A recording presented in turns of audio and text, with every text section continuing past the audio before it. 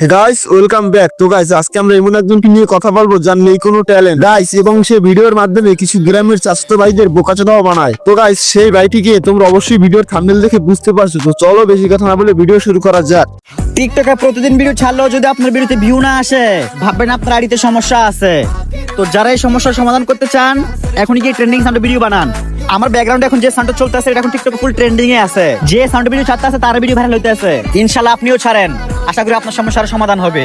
মানে আফা, আরে না মানে ভাই, এবার আগে আপনি একটু বলেন আমরা এই ভিডিও থেকে কি শিখলাম, আর ফারহান আফা এবং এই ভিডিওটা দেখার মতো কি আছে। ওয়েট গাইস, আগে আমরা দেখি এই ভিডিওতে লাইক এবং ভিউজ কত। গাইস, ওর এই ভিডিওতে প্রায় 1.5 লাখ ভিউজ এবং লাইক হলো 14,000। মানে ভাই, আমি আসলে বুঝি না এসব ভিডিওর নামে এগুলো টিকটকে এসে দেখি কারা। ঠিক বলেছো।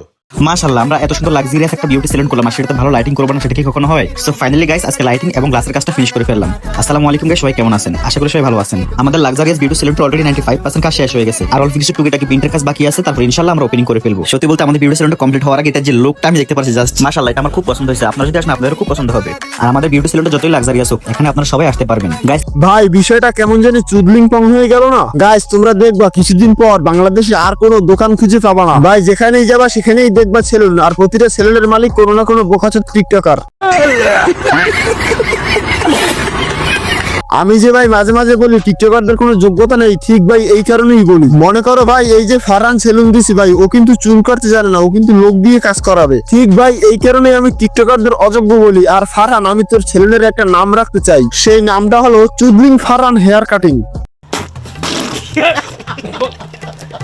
তো গাইস, আমার দেওয়া নামটি কেমন লাগলো অবশ্যই তোমরা কমেন্টে জানিয়ে দিবা। টিকটকে যতই ভিডিও ছাড়েন কোনো লাভ নাই যদি অন্যের ভিডিওতে রিপোস্ট ক্লিক না করেন আর গ্রুপে জয়েন না হন, তাহলে আপনার ভিডিও ফরিতে না মরভূমির মাঝখানে দেখতে পাবেন। তো যারা নিজে ভিডিও ফরিতে নিতে চান, ভিডিওটা 15 জনকে শেয়ার করেন যেন আপনার এঙ্গেজমেন্ট বেড়ে যায়।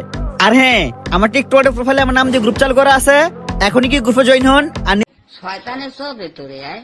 তা দাদু, এভাবে ঘন্টায় ব্যবসা করে আর কতদিন? আপনাকে বলি আফা, আপনি আর পাবলিক এভাবে বোধাই বানাইয়েন না। গাইস, মূলত হলো এই যে ও তোমাদের ভিডিও ভাইরাল করার টিপস দেয় ভাই, এতে আসলে তোমাদের কোনো লাভ হবে না, এতে লাভ হবে ওর। দেখো ভাই, এই ভিডিওতে ও বলছে ওর ভিডিও 15 জনকে শেয়ার করতে, তারপর বলছে ওর ভিডিও রিপোস্ট করতে। ভাই এখন শোনো, তুমি যদি ওর ভিডিও শেয়ার করো তাহলে কিন্তু ওই 15 জন মানুষ আর ভিডিও দেখবে এবং কিন্তু ওর ভিউজ বাড়লো। আর ভাই, ওর ভিডিও রিপোস্ট করলে কিন্তু ভাই ওরই রিচ ধরবে, তাতে কিন্তু তোমাদের কোনো লাভ নেই। আর ভাই, আমি তোমাদের বলি, তোমরা টিকটক করো, অযথা সময় নষ্ট করো না। সঠিক বলেছেন, আপনার বুদ্ধি ভালো। টিকটক হলো একটা ফালতু অ্যাপস ভাই, যদি হাতে সময় থাকে তাহলে ইউটিউবে ভিডিও বানাও, ইনশাআল্লাহ সফলতা আসবে। ভাই, এই ছিল আজকের ছোট্ট ভিডিও। ভিডিওটি ভালো লাগলে চ্যানেলটি সাবস্ক্রাইব করে দেবা। দেখা হবে নতুন ভিডিওতে, ততক্ষণ পর্যন্ত সবাই চিল থাকো। আল্লাহ হাফেজ।